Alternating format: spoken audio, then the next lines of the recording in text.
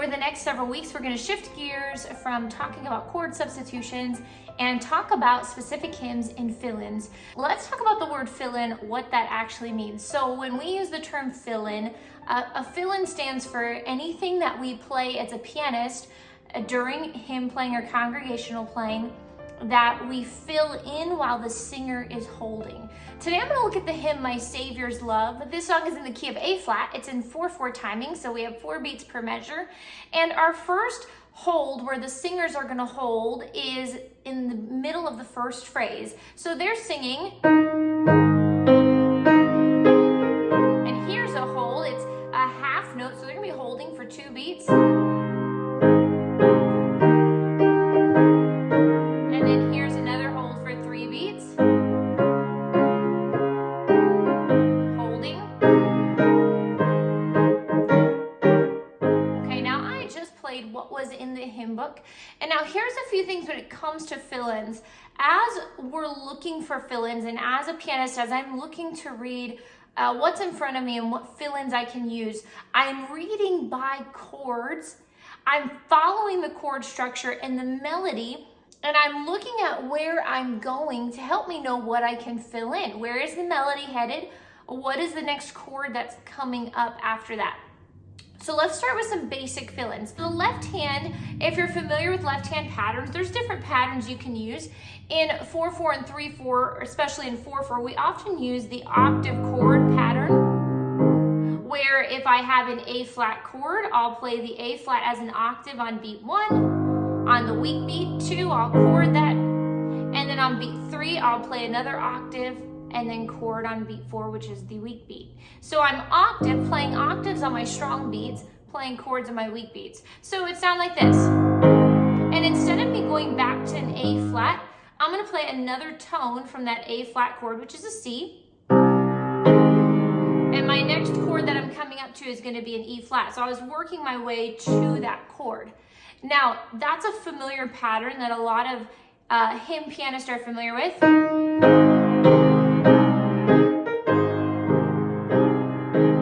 Okay. Now, another thing we can do to kind of intermix this, because we don't want to play this the whole time. If this is all you can do, that's great. That's a perfect place to start. But another way to kind of branch out from the octave chord pattern is by connecting the chord, maybe walking the chord to the next chord, or outlining the chord that you have. So if I have an A flat chord, so I outline that chord. Now I got there a little sooner than I wanted to, so what I can do when I'm outlining is step down to allow me to land on that final note when I want to.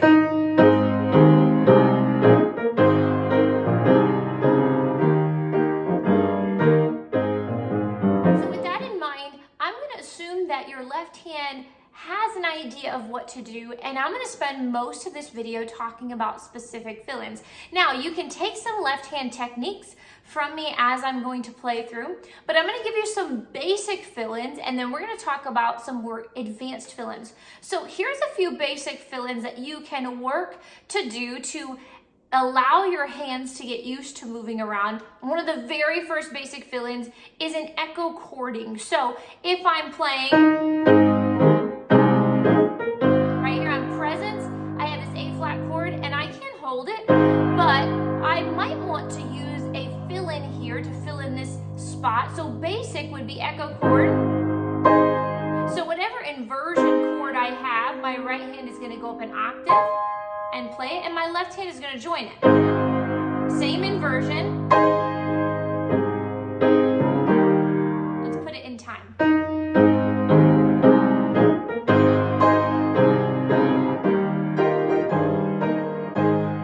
Okay, and I could do echo chords here. Now this one is a little bit longer. It's 3 beats. I could echo it and invert it as I'm going up. And that's great. Let me put that in time.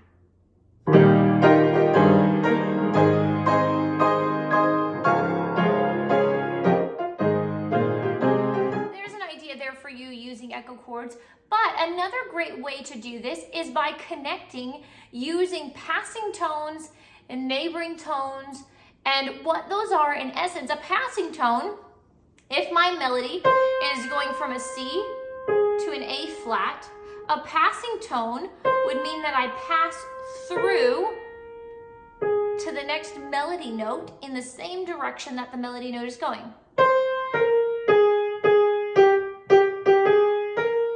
Now, a neighboring tone, we have two different types. We have upper neighboring tones and lower neighboring tones, and they're exactly what we're saying. It's a neighboring tone. So if this is my note here, the upper neighboring tone is D flat. So I used on I stand amazed in the right here on presence, I'm going to this. Instead of me just doing, I'm going to use an upper neighboring tone and passing tone going down. A lower neighboring tone would be the lower tone below it. So if this is C, my lower neighboring tone is a B flat. Passing tones and neighboring tones are great for fill-ins. So if I want to fill in with that,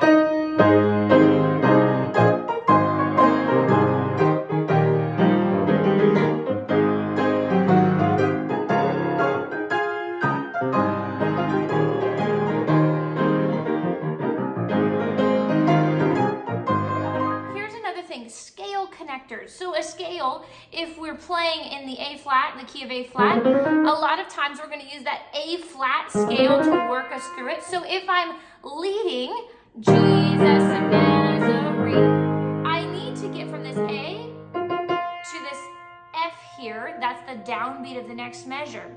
So I may want to do a scale. 1, 2, 3, 4. And notice how I had 4 beats to get there. So I played as quarter notes. 1, 2, 3, E, 4. Now I added an 8th note there to land myself there sooner.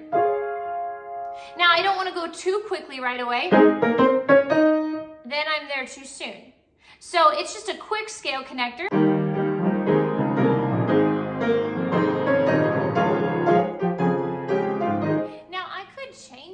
Connector a little bit. I could go faster and go above the tone and come back down it. Let me explain how that goes.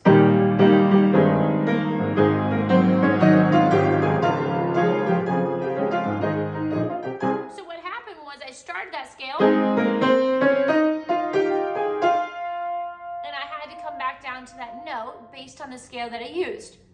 Now, your scales can go faster, they can go slower, but at first I would start with slower scales, get your timing correct, make sure you know where you're going, and then you can kind of branch out with jumping over, going over that note and coming back down, or going longer scales, echo chords with your scale connectors, and then with an arpeggio. So on the chorus, I might use an arpeggio on that first How Marvelous to fill in.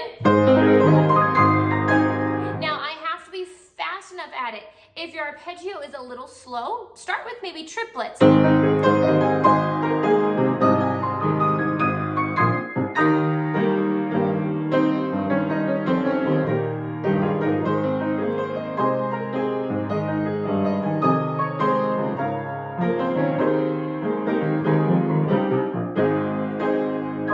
I could start with triplets and then I could build my way up to a faster pace. Another thing I could do here on How Marvelous would be using some scale connectors.